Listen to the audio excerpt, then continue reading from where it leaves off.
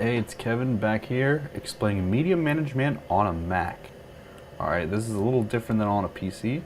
First, we want to go in Finder, and wherever you're working in, whether desktop or hard drive, you want to make a new folder. I recommend just working off the desktop first, and then when you're done, moving that whole folder that you're working in to a hard drive so you can work somewhere else.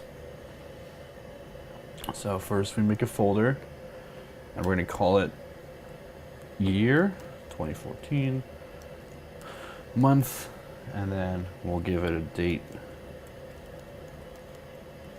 And then underscore, I usually separate by hyphens, an underscore, and then the name of the project. So let's say this was Temple Lacrosse at Rutgers. Alright, so now we have a folder. Now we're ready to open up Final Cut Pro. Now this is a Mac Mini that I'm using, so it's going to be a little bit slow for editing. I mainly use it for batch transcoding in the background while I'm working on my PC. But, you know, if you're working on a standard Mac, it should be a lot faster.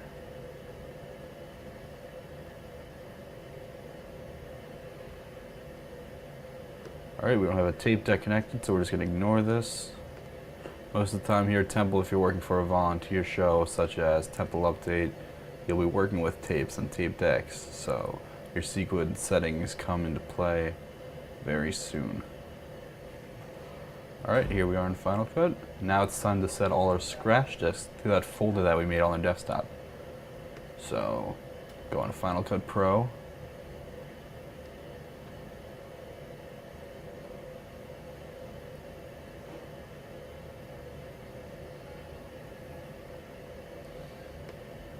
Go on System Settings, and this top button, Set, that's where you set your scratch disks for video, audio, and render files.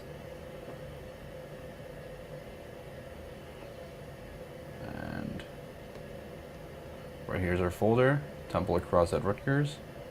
Double click it, and now you'll see that the text in here has changed to accommodate that change. And if you're working on a lot of different projects for Final Cut Pro, some people keep these three folders just set to one specific drive on their computer. This keeps your auto-save files in case something happens, in case Final Cut unexpectedly crashes. If I'm working on a computer at the Tech Center, I like to just set these three to that folder as well, so we're just going to do that too. This way, it'll make new folders within your current folder, and everything will stay in one place when you move it from one computer to the other. There won't have to be any extra re-rendering. It'll all be smooth sailing. Okay, so now that we set our scratch disk, we're ready to save our project. So save project as, and we're going to go find our folder, go within it. You'll see all these other folders that it made for you by setting your scratch disks, which is what we want. And now we can save it as 2014-05-10 Temple Lacrosse at Rutgers. So if you just keep it the same name as your folder name, it'll be easy, organized, and pain-free. So we're gonna hit save. And now at this point, I usually just hit File, Save All.